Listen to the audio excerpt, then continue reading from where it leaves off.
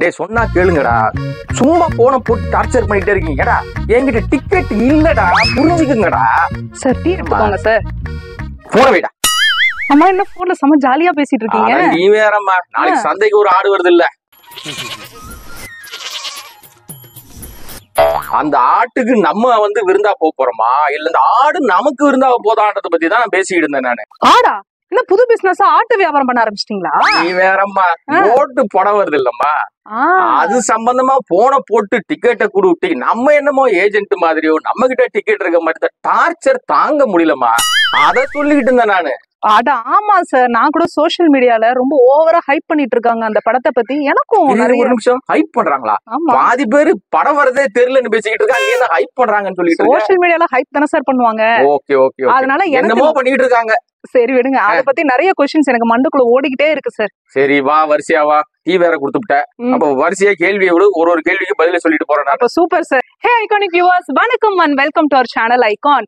இன்னைக்கு நம்ம கூட மூத்த பத்திரிகையாளரும் சினிமா விமர்சகருமான திரு கோடங்கி அப்ரஹாம் இருக்காரு. நாளைக்கு வெளியாக போற கோட் படத்தை பத்தி நிறைய விஷயங்கள் கேட்டு தெரிஞ்சுப்போம். இது the code discussion in the channel icon.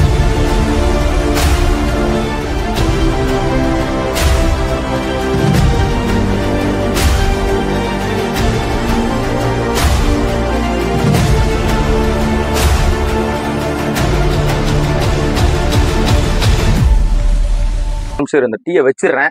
இப்ப நீ கேள்வி கேளு, அதான் முக்கியம் எனக்கு. Okay sir, super. இப்ப இந்த டைரக்டர் வெங்கட் பிரபுவா இருக்கட்டும், வைபவா இருக்கட்டும், பிரேம்ஜியா இருக்கட்டும், இன்டர்வியூல எல்லாம் பயங்கரமா ஹைப் கொடுத்துட்டு இருக்காங்களே, கோட் படம் அந்த அளவுக்கு வர்த்தா சார்? ஏன் கோட் படம் யார் படங்க? விஜய் படங்க. அப்ப ஒர்த்து இல்லாம யாருக்கும்? டெஃபினட்டா ஒர்த்து தான். ஏன்னா இவங்க பேசாம இருந்தாலே அந்த படம் ஓடுங்க. இவங்க பேசி பேசி எனக்கு பயமா இருக்கு. வேற என்ன பிரச்சனைனா, இப்படி ஓவர் ஹைப் உடம்புக்கு ஆகாதுங்க.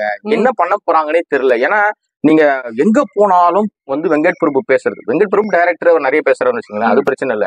ஆனா பிரேம்ஜி பேசுறாரு பாருங்க, நான் 2-3 வீடியோ இப்பதான் பார்த்தேன், அப்படி பதறி போயிட்டேன். ஏன்டா, ஏன் பயமே எனக்கு அங்கதான் இருக்கு. ஆனா ஹைப் இருக்கா இல்லையான்றது சோசியல் மீடியால நீங்க சொல்ற மாதிரி இன்னொரு பக்கம் என்ன இருக்குன்னா, என்ன விஜய் படத்துக்கு மட்டும் ரொம்ப கம்மியா இருக்கு, பெருசா பேச மாட்டேங்கிறாங்களே பெருசா. ஏன்னா அவர் எங்கேயும் பேசல, ஒரு அரசியல்வாதி ஆயிட்டாரு, அவரு தலைவர், கட்சி தலைவர், அடுத்து சிஎம் ரேஞ்சில் போயிட்டு இருக்காரு. அதனால அவர் வரலன்னு வச்சுங்களேன். பாப்போம், இவ்வளவு நாள் வெயிட் பண்ணியாச்சு, இன்னும் ஒரு நாள் தானே, எப்படியும் ஆடு சந்தைக்கு வந்துரும், படம் வந்து தியேட்டருக்கு வந்துரும், பாப்போம்ல.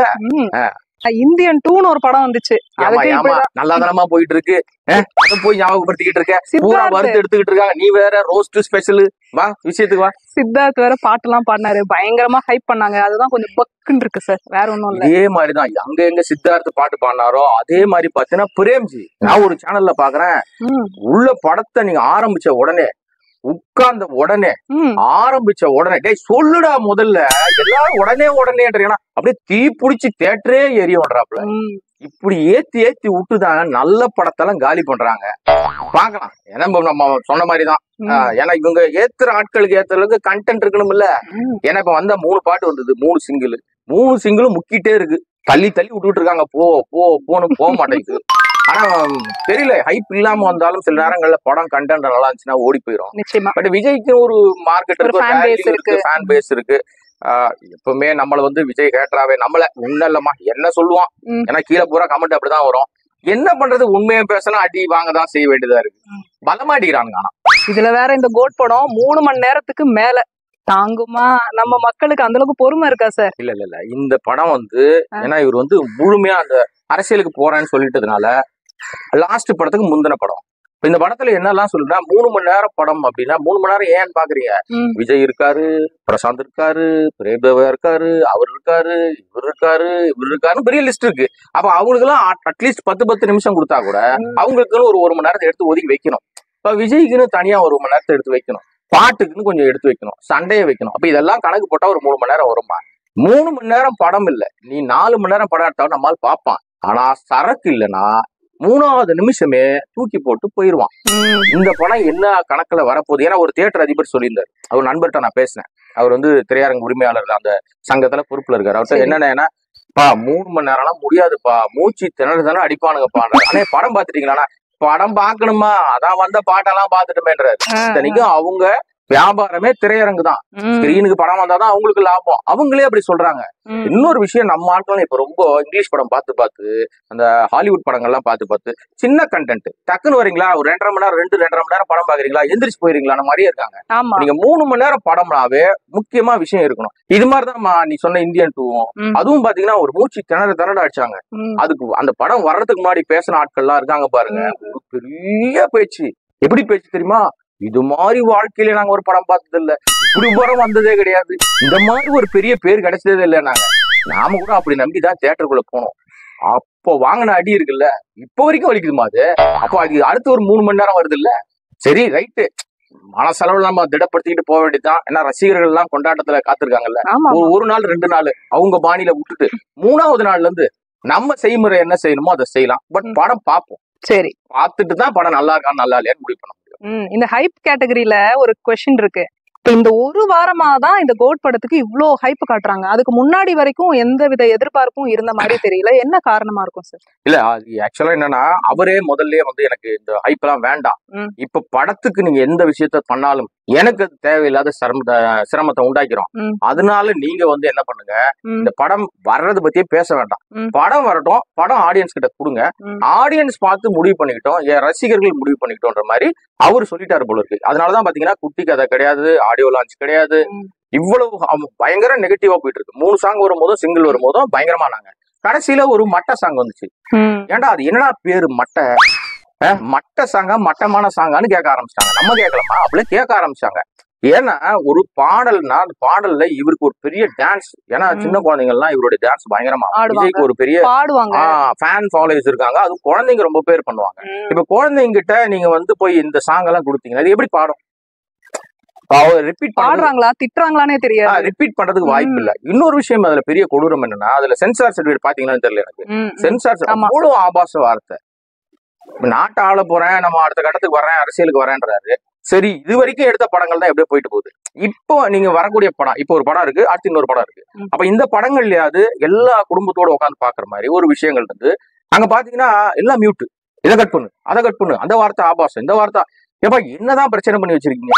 வெங்கட் பிரபு எப்பவுமே பாத்தீங்கன்னா ஒரு டீமா எல்லாரையும் சேர்த்து வச்சுட்டு அப்படியே அந்த கப்பலை நவுத்தி எடுத்துன்னு போய் எங்கேயாவது அது கரையை ஏத்திடுவாரு, சூப்பரான ஆளு. ஆனா இதுல பாத்தீங்கன்னா சாங்கல சொதப்பி இருக்காரு, டீசரும் பெருசா ஒரு கை கொடுக்கல. இப்ப எல்லாமே சொதப்பலா போறதுக்கு ரீசன் இதை யாரும் கண்டுக்கலையா? பிசினஸ் என்ன சொல்றாங்கன்னா, இதை விட பெருசா போச்சு, இது வரைக்கும் விஜய் படத்துல இல்லாத பிசினஸ் கிடைச்சிருக்குன்னு சொல்றாங்க. பிசினஸ் முக்கியம் இல்ல, டாக் தானே முக்கியம். ஆமா, பிசினஸ் நீங்க ஹைப் ஏத்திக்கிற விஷயம், அது நாமளா சொல்றதுதான் அது. ஏன்னா தயாரிப்பாளர், எந்த தயாரிப்பாளரும் எனக்கு நஷ்டம் வந்துச்சுன்னு சொல்ல மாட்டாங்க. முந்தைய படங்கள் இதுக்கெல்லாம் சாட்சி. ஆமா, ஏன்னா அவங்க சொன்னாங்க எனக்கு 700 கோடி வந்துச்சு, 600 கோடி வந்துச்சுனாங்க. ஆனா அவரு பாவம் இன்னும் உட்காந்துட்டு இருக்காரு. சொன்னதெல்லாம் என்ன ஆச்சு? அதனால அதை நம்ம பேசுறது யூஸே கிடையாது. படம் களத்துக்குள்ள வந்த பிறகுதான் அது ஆல் கிளாஸ் ஆடியன்ஸ்க்கு அது செட் ஆகுதா, இல்ல இவரு ரசிகர்கள் மட்டும் கொண்டாடுறாங்களா, இல்ல இவர் அரசியலுக்குள்ள வர்றதுனால அரசியல் கருத்துக்கள் ஏதாவது இருக்கா, அதுல என்ன சொல்ல போறாரு இவங்க? நான் ஏற்கனவே நிறைய பேட்டிகள் எல்லாம் சொல்லியிருப்பேன், அவங்க அப்பா இவர் சிஎம் தான் கூடுவாரு. இவரு காருக்கு அந்த நம்பர் ஏதோ வச்சிருக்காங்கன்னா ஒரு மாதிரி ஒரு பஞ்சாயத்துலாம் வருது.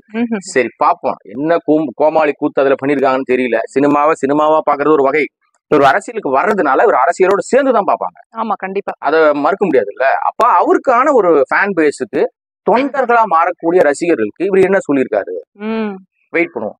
உனக்கு நிறைய கண்டென்ட் கிடைக்குமா? இருக்கு நிறைய இருக்கு. சார் இதெல்லாம் இருக்கட்டும், ஒரு முக்கியமான டவுட் சார், பெரிய டவுட். இந்த கோட் படம் விஜய் படமா அஜித் படமா? ஏமா இந்த டவுட் உனக்கு? ஆமா, இந்த கோட் படம் பேசுற எல்லா இடத்துலயும் பாத்தீங்கன்னா அஜித்தை உள்ள கொண்டு வந்துடுறாங்களே, அதுதான் எனக்கு ஒரு டவுட்டா இருக்கு. இது அஜித் படமா இல்ல விஜய் படமா? ஆக்சுவலா என்னன்னா, இந்த டவுட் எனக்கும் நிறைய இடத்துல இருக்கு.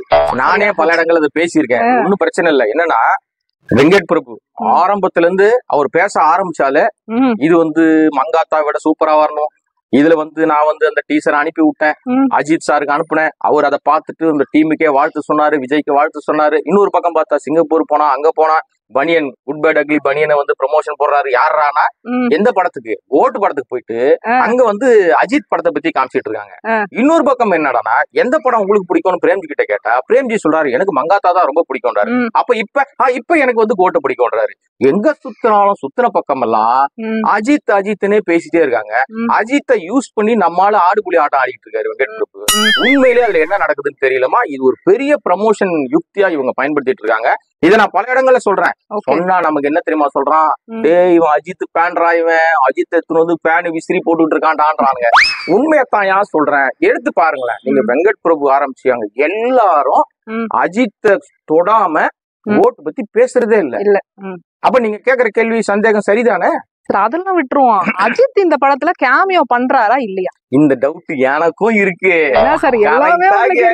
ஆமா, ஏன்னா எல்லாரும் சொல்ற மாதிரி போதா குறைக்கு வெங்கட் பிரபு படத்தோட இயக்குனர் அவரு தானே.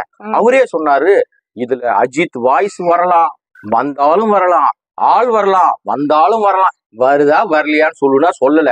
இப்படி போற போக்குல அள்ளி போட்டு போயிட்டாரு. இப்ப எல்லாம் வந்து யூஸ்வலா பாத்தீங்கன்னா நம்மள மாதிரி யூடியூப் சேனல்ல பேசிட்டு இருக்கிற விஷயங்கள்ல தான் சொல்லுவாங்க. இது நடக்கும், அது நடக்கும், அப்படி நடக்கும் சொல்லுவாங்க. என்னடா நேத்துல இருந்து பாக்குறேன் மெயின் ஸ்ட்ரீம் சேனல், பெரிய பெரிய சேனல்லாம் அஜித் வந்து கோட் படத்துல நடிக்கிறாரு, அஜித் கோட் படத்துல இருக்காரு, எப்படி படம் பார்த்துட்ட மாதிரியே பேசிட்டு இருக்காங்க. மங்காத்தா ரெஃபரன்ஸ். இதை விட கொடூரம் என்னன்னா, வேற வேலையே இல்லையாடா, படம் தானடா அது, சரி இருந்துகிட்டு போட்டோமே, அஜித் விஜய் நண்பர்ல ஒரு படத்துல நடிக்க கூடாதா அப்படின்ற நமக்கு ஒரு சந்தோஷம் வருது இல்ல, சரி இருந்துட்டு போட்டோமே அப்படின்னு நினைக்கிறோம். ஆனா இத பயன்படுத்திக்கிட்டு விஜய் வரவே இல்லை, அஜித் எங்கேயும் வாய் திறக்கவே இல்லை. ஆனா ரெண்டு பேரை வச்சுக்கிட்டு இந்த படத்துக்கு வியாபாரம் தேடிக்கிட்டு இருக்கிறது சரியா? ஒரு கொஸ்டினோட நான் நிறுத்திடுறேன். சரி, உங்க பார்வையா நான் எடுத்துக்கிறேன். இதுல அடுத்து கேப்டன் விஜயகாந்த் சார் வராரு. அவருக்கு இந்த படத்துல அவருடைய ரோல் வந்து எந்த அளவுக்கு இம்பார்ட்டன்ஸா இருக்கும்? இல்ல ஆக்சுவலா நீங்க இது வந்து நம்ம வந்து கிண்டல் அடிக்க முடியாது, ரொம்ப சீரியஸா பேசணும். ஏன்னா அது ரொம்ப இம்பார்ட்டன்டான ரோலா இருக்குமா? அவருக்கு முக்கியத்துவம் கொடுத்திருக்காங்களா, இல்லன்னா பியூர்லி இது வந்து ஒரு மார்க்கெட்டிங் ஸ்ட்ராட்டஜியா இருக்கா? இல்ல, இது முழுக்க சினிமாவே மார்க்கெட்டிங் தான். இதுல ஒன்னும் பெரிய ரெஃபரன்ஸ் கொடுத்து அவங்களை இப்ப தூக்கி வச்சு தலையில வச்சு கொண்டாடுறதுலாம் ஒண்ணும் கிடையாது. என்ன காரணம்னா அவருக்கு வந்து விஜயகாந்த் மீது வந்த ஒரு சின்ன நெருடல் இருக்கு. என்னன்னா விஜயகாந்த் உடல்நிலை சரியில்லாத போது இவர் போய் பார்க்கவே இல்லைன்ற மாதிரி அந்த ரசிகர்கள் இன்னும் பயங்கரமா கோவத்துல இருக்காங்க. தேமுதிக தொண்டர்களும் கொஞ்சம் கோவத்துல இருக்காங்க. அவருக்கு ஒரு பெரிய ஃபேன் பேஸ் இன்னைக்கும் இருக்கு. அவர் இல்ல, இறந்து போயிட்டார் விஜயகாந்த்னால. அந்த புகழ் அப்படியே இருக்கு இல்லையா? இந்த ஒரு நெகட்டிவான ஒரு ஷேடு இருக்குல்ல, அந்த நெகட்டிவ் ஷேடை மாத்தணும்னா நாம ஏதாவது ஒரு விஷயத்த பண்ணணும். ரெண்டாவது, இன்னைக்கு விஜய் இவ்வளவு பெரிய உயரத்துக்கு வளர்ந்துருக்காருன்னா மிக முக்கியமான காரணம் உயர்த்தி விட்டது விஜயகாந்த். அதுல மாத்தவே முடியாது நம்ம. அப்ப விஜயகாந்துக்கு ஒரு மெரிட் இருக்கணும், ஒரு மரியாதை கொடுக்கணும் நம்மன்னு. இந்த படத்துல அவருக்கு இந்த ஒரு டெக்னாலஜி ஒண்ணு வந்திருக்க, புதுசா ஒரு டெக்னாலஜி, ஆளையே மாத்திர மாதிரி டெக்னாலஜி. அது ஏதோ ஒரு ஏஐயோ பிஏயோ ஒரு டெக்னாலஜி இருக்கு. இந்த டெக்னாலஜியை உள்ள கொண்டாந்து இது இவரை மாதிரியே கொண்டு வந்துடணும். முதல்ல வந்து அவங்க பிரேமலதா சொல்லிட்டாங்க ஏதோ இருந்தாலும் பர்மிஷன் கேட்டுதான் பண்ணணும். அப்ப போய் தனியா சந்திச்சுட்டாங்க. அவங்க அர்ச்சனா தயாரிப்பாளர் அவங்க வந்து கையில வேற ஏதோ ஒரு இது ஒண்ணு வச்சிருந்தாங்க. அது வந்து ஒரு நன்றி கடிதமா இல்ல அவர் பயன்படுத்துறதுக்காக ஏதாவது வந்து அவங்க காசோலை கொடுத்தாங்களா நமக்கு தெரியலமா. உள்ள என்ன இருந்ததுன்னு தெரியல. அவங்க அதையும் போட்டோ வேற போட்டு வச்சிருந்தாங்க. கதைக்கு என்னன்னு தெரியல. ஏன்னா அந்த கதை வந்து வெங்கட் பிரபு சொல்லிட்டாரு என்ன கதைன்னு சொல்லிட்டு, திரும்பி அந்த கதையை நம்ம ஏன் பேசுவாங்க? பூரா தெரிஞ்சு போச்சு இல்ல. சென்சார்லயும் வெட்டுன்னு வெட்டி தள்ளி இருக்காங்க. அப்போ எப்படி கதை இருக்கும்னு மட்டும் பாத்துக்க. நிறைய இருக்கு, வெயிட் பண்ணுவோம். ஏஐ பத்தி பேசும்போது இப்ப விஎஃப்எக்ஸ் பத்தி பாத்துடலாம். தங்கலான் படமா இருக்கட்டும், இந்த டிமாண்டி காலனி 2 படமா இருக்கட்டும், நம்ம ரெட் சட்டி ரிவ்யூலயே நீங்க சொல்லியிருந்தீங்க பெருசா அந்த அளவுக்கு வந்து விஎஃப்எக்ஸ் வந்து நல்லா இல்ல அப்படிங்கிற மாதிரி, சரியா இல்ல அப்படின்னு சொல்லியிருந்தீங்க. இப்போ இங்க வந்து நம்ம தளபதி எடுத்துக்கிட்டோம் அப்படின்னா இந்த டி ஏஜிங் அப்படிங்கிற டெக்னாலஜி வந்து சிரிச்சா நான் என்னமா பதில் சொல்றது. ஆக்சுவலா என்னன்னா இந்த படத்துல 3 விஜய் கொண்டு வர விஷயத்துல ஒரு விஜய் வந்து சின்ன வயசு விஜய். ஆமா, இப்ப சின்ன வயசு விஜய் காமிக்கணும்னா கொஞ்ச நாளைக்கு முன்னாடி ஆதவன் ஒரு படம் வந்துச்சு. அந்த படத்துல வந்து சூர்யா அது மாதிரி தான் ஒரு 10 வயசு பையனா காமிக்கிறதுக்கு ட்ரை பண்ணிருப்பாங்க. அது வந்து ஒரு கொஞ்ச நேரம் காட்சி, அது வித்தியாசமா இருந்துச்சு. அது இப்ப இவருக்கு அது வந்து அது பெருசா பேசப்படல. பட் இவருக்கு அந்த காமிச்ச விஷயங்கள் வந்து கியூட்டா இருந்தது, அது நல்லா இருந்துச்சு. அப்ப இது நல்லா இல்லன்னு எல்லாரும் சொல்றாங்கம்மா. அது குட்டி பையன்றதுனால எல்லாரும் சொல்றது அது. நீ அப்படி தப்பா பேச, நான் சொல்லிட்டேன் ரசிகர்களுக்கே அது ஒரு அதிருப்தியா இருக்கு அப்படின்னு. அது ரொம்ப குறைச்சலான நேரத்துல வர்றதுனால அது ஒரு போற போக்குல பாசிங்ல போயிரும் சொல்றாங்க. எனக்கு என்ன தோணுதுன்னா இந்த டெக்னாலஜி இருக்குன்னு இதை யூஸ் பண்றாங்களா இல்ல இந்த கேரக்டருக்காக இந்த டெக்னாலஜி யூஸ் பண்றாங்களானே தெரிய மாட்டேங்குது. நல்ல கேள்வி. இந்த கேள்வி பாக்குற எல்லாருக்கும் இதுக்காக அதுவா அதுக்காக இதுவா கரகாட்டக்கார வாழைப்பழ காமெடியா அதான் இதா அப்படின்னு யாருக்கும் தெரியல. இப்ப படம் பார்க்கும்போது தான் இந்த காட்சி தேவையா, இவர்கள் அதுல பயன்படுத்துறது யூஸ். ஏன்னா இப்ப கொஞ்ச நாளைக்கு முன்னாடி என்ன சொன்னாங்கன்னா, இந்த படம் ஆரம்பிக்கும் போது இது டைம் டிராவல் படம்னு சொன்னாங்க. ஆனா இப்ப பார்த்தா டைம் டிராவல் கதெல்லாம் ஒண்ணும் தெரியல, அப்பெல்லாம் இருக்கிற மாதிரியே ஒண்ணும் தெரியல. ஆனா ஏதோ ஒரு விஷயம் டெக்னிக்கலா ட்ரை பண்றாங்க. ஹாலிவுட் தரத்துல நாங்க படம் கொடுக்குறோம்னு ஆரம்பிச்சு, எனக்கு நேத்து தான் ஒரு வீடியோ பார்த்தேன் நான். இவர் வந்து தெலுங்குல போய் பேசும்போது வெங்கட் பிரபு சொன்னாரு, இந்த படத்தை வந்து ஹாலிவுட் தரத்துக்கு எடுத்திருக்கோம், ஆனா பட்ஜெட் வந்து நம்ம ஒரு பட்ஜெட்டுங்க. இந்த பட்ஜெட்டுக்கு தான் இவ்வளவுதான் பண்ண முடியும்னு அவர் சொல்லாம சொல்றாரு. ஹாலிவுட் தரத்துக்கு பட்ஜெட் பண்ணும். அவங்க எல்லாம் வந்து பாத்தீங்கன்னா ஒரு 600 கோடி 700 கோடின்னு ப்ராஜெக்ட் காஸ்ட் வைப்பாங்க. ப்ரீ ப்ரொடக்ஷன் ஒர்க்கு ஒரு 5-6 வருஷம் எடுப்பாங்க. ஆனா ஷூட்டிங் அட்டாக்குன்னு 6 மாசத்துல முடிச்சிருவாங்க. நம்ம ஆளுங்க ப்ரீ ப்ரொடக்ஷன் ஒர்க்கு பட்ஜெட்னு சொல்லி ஹெவியா போட்டு ஷூட்டிங்க வந்து ஒண்ணுமே இல்லாம ஆக்கி படம் கொடுக்கும் போது அது படத்தை வந்து நம்ம விமர்சனம் பண்ற மாதிரி ஆயிடும். ஆனா நீ என்னடா ஏன் படத்தை விமர்சனம் பண்ணிட்டீங்கன்னு கேட்பாங்க. ஆமா, சில மெனக்கிடவே மாட்டாங்க. பட்ஜெட் பத்தி பேசும்போது இவங்க எல்லாம் வெங்கட் பிரபு இவங்க எல்லாம் என்ன சொல்றாங்கன்னா, நம்ம தமிழ் சினிமால 1000 கோடி பட்ஜெட் அச்சீவ் பண்ணதே வந்து இது வரைக்கும் கிடையாது அப்படின்னா நான் நினைக்கிறேன். 1500 கோடி வசூல் பண்ணும் அப்படின்னு சொல்றாங்க. சிரிஷ்டமா நானு இதை தவிர எனக்கு பதில் என்னத்த நான் சொல்றது. இப்படித்தான் ஏத்தி விடாதீங்கடா நம்ம சொல்றோம். ஐப்புன்றது வந்து இப்ப நீங்க சொல்றது இருக்குல்ல, ஒரு படம் வந்து வசூல் ரீதியா நிஜமாவே போச்சுன்னா சந்தோஷம். தமிழ் படம் 1000 கோடி வருது அப்படின்னா பெரிய மகிழ்ச்சி நமக்கு. ஆனா வர்றதுக்கு முன்னாடியே நீங்க சொல்லும் போது இப்படிதான் ஒரு படத்தையும் சொல்லுவாங்க, அது வந்துருது கடைசியில போட்ட பட்ஜெட் கூட வரமாட்டேங்குது. இதெல்லாம் இன்னொரு பெரிய கொடூரம் என்னன்னா, முந்தைய படம் வந்து பாத்தீங்கன்னா கிட்டத்தட்ட வந்து அவங்க அந்த தயாரிப்பாளர் சொன்னாரு, லியோ தயாரிப்பாளர் சொன்னாரு, ஒரு 20,000 ஸ்கிரீன்ல நாங்க உலகம் முழுக்க ரிலீஸ் பண்றோம்னு சொல்லியிருந்தாரு. ஆனா உண்மையிலேயே பார்த்தா அவ்வளவு ஸ்கிரீன் போகல, 6000 ஸ்கிரீன் தான் பண்ணிருந்தாங்க. இப்போ அந்த தயாரிப்பாளர், இந்த படத்தோட தயாரிப்பாளர், கோட்டு படத்தோட தயாரிப்பாளர் சொல்றாங்க, நாங்க வந்து ஒரு 6000 ஸ்கிரீன் இன்னும் வரலங்க, எங்களுக்கு 5000 சில்லற ஸ்கிரீன் தான் இப்போதைக்கு கிடைச்சிருக்கு. சோ ஸ்கிரீன்ஸ் வந்து அப்போ முந்தைய படமே கம்மியான வசூல் தான் வந்திருக்கு. அப்ப இந்த படம் இன்னும் ஸ்கிரீன் குறையுது. இப்ப இங்க வந்து பாத்தீங்கன்னா நல்லா ஓடிக்கிட்டு இருக்கு, சில படங்கள் இன்னும் இருக்கு. அந்த கன் இன்னும் ஓடுது, நல்லா 4வது வாரத்திலையும் போயிட்டு இருக்கு, நிறைய தியேட்டர்ல இருக்கு. வாழை நல்ல ரெவென்யூ நல்லா போயிட்டு இருக்கு. அத நல்லா போயிட்டு இருக்கும் போது படத்தை நிறுத்த மாட்டாங்க தியேட்டர்காரங்க. அப்ப என்ன ஆகும்னா ஆட்டோமேட்டிக்கா ஸ்கிரீன் குறையும். இப்ப இவங்களுக்கு கிட்டத்தட்ட ஒரு 1000 ஸ்கிரீன்ல நாங்க போட போறோம்னு சொன்னாலும், எனக்கு தெரிஞ்ச வரைக்கும் அந்த திரையரங்கு உரிமையாளர்கிட்ட நான் பேசும்போது சொன்னாரு, அதிகப்படியா போனா ஒரு 700 இருந்து 800 ஸ்கிரீன் மட்டும் தான் கிடைக்கும். அப்ப 800 ஸ்கிரீன்ல இவங்க போடுறாங்கன்னா இவங்க ஹியூஜா எதிர்பார்க்கற மாதிரி பெரிய பட்ஜெட்டுக்கு ஃபர்ஸ்ட் நாள் கலெக்ஷன் அவ்வளவு தூரம் வராது. ஒருவேளை படம் நல்லா இருக்கு, அதை விட வாழையை விட ஒரு ஃபுல் ஹவுஸ்ஃபுல்லா இருக்கு, இல்ல அந்த கனை விட பெரிய ஹவுஸ்ஃபுல்லா அது போகுதுன்னா அப்ப அந்த ஸ்கிரீன் எல்லாம் குறைச்சிட்டு மறுபடியும் இந்த ஸ்கிரீன் ஏத்துவாங்க. பாப்போம். இன்னும் மக்களுக்கு இருக்கிற டேஸ்ட் அப்படிங்கறத நம்ம நம்பி. ஆமா.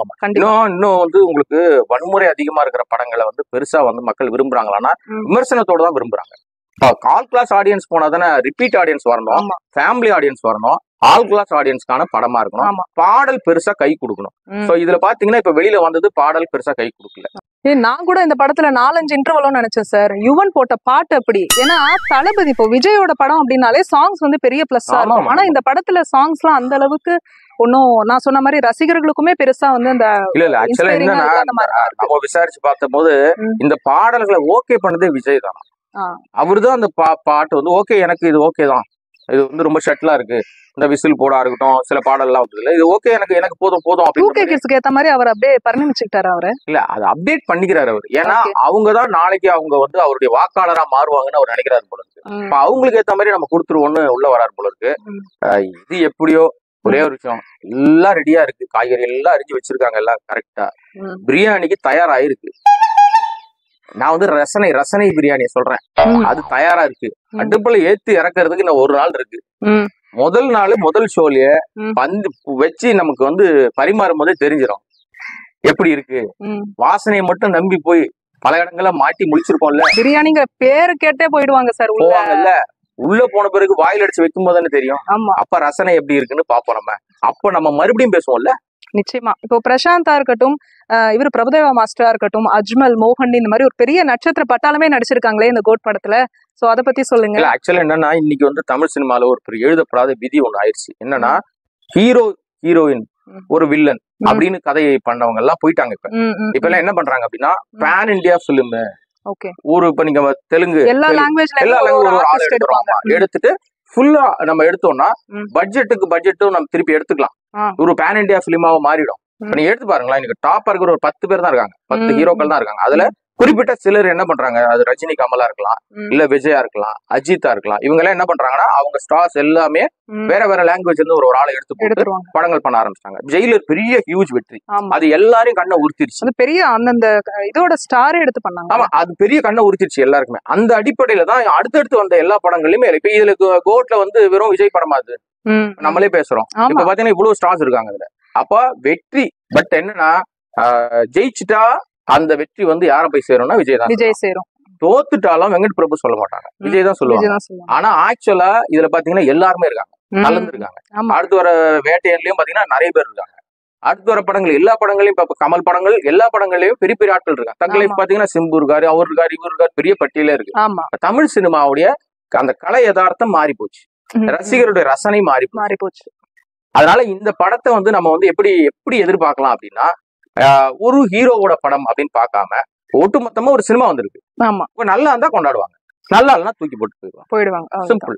அந்த வரியில தான் நம்ம இதை மூவ் பண்ணி பார்க்கணும். Right, okay sir. என் மனதுக்குள்ள ஓடிட்டு இருந்த எல்லா கொஸ்டின்ஸ்க்கும் இந்த கோட் படம் சம்பந்தமா சூப்பரா ஆன்சர் பண்ணீங்க. கடைசியா ஒண்ணு சார் கேளுமா, உங்க இன்ஃபுளுன்ஸை பயன்படுத்தி அப்படியே இந்த கோட் படத்துக்கு 2 டிக்கெட் மட்டும் சார். நீயுமா?